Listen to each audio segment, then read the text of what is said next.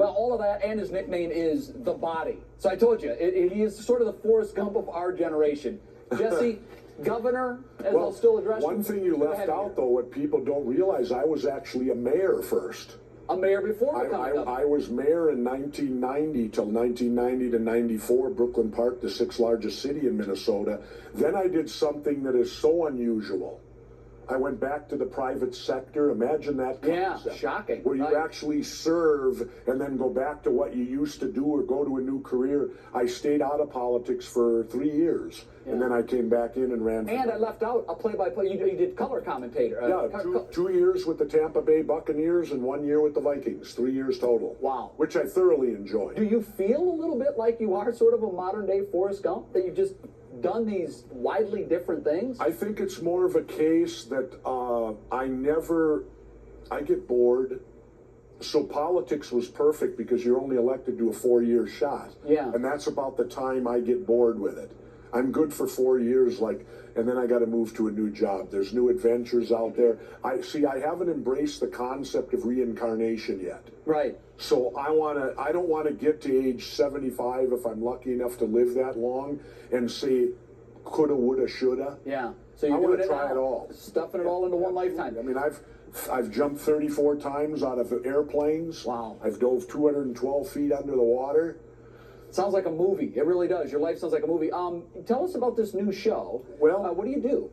I'm the host, and we go out and we investigate popular conspiracy theorists of today. We kept it within the last decade. Right. So you won't see John F. Kennedy. Sure. You won't see Dr. Martin Luther King or Give any us a of few those. things we will see from the last decade. You'll see the one that I like is we will actually go into 9/11, and that, of course, is the one that's off limits.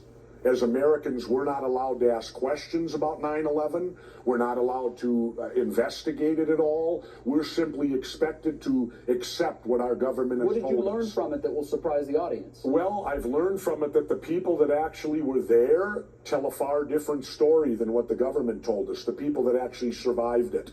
Really? Yeah.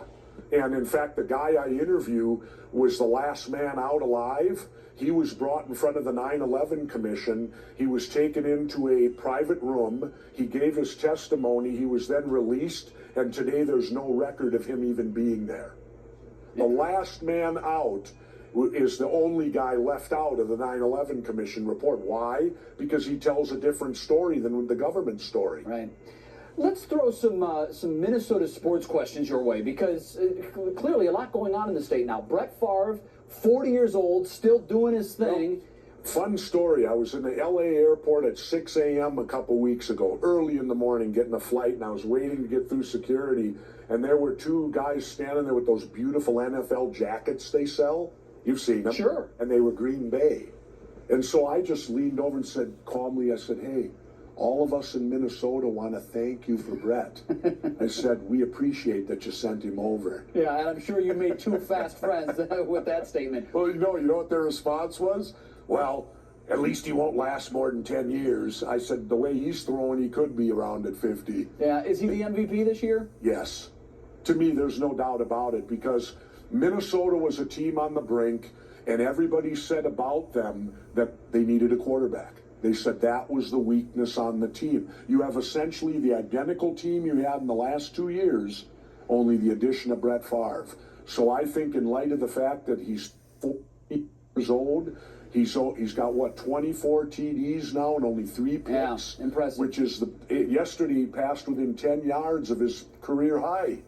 His career high is 402. Yesterday they pulled him with 6 minutes, and he had 392. Not to mention, he never misses a game. I mean, it's just, it's pretty impressive stuff. To me, he is the MVP because of what he's accomplishing and what he means to that team. It is the most valuable player. Yeah. And I think if you truly look at the value of the player, you've got to admit, yes, Peyton Manning's great. Yes, Drew Brees is great.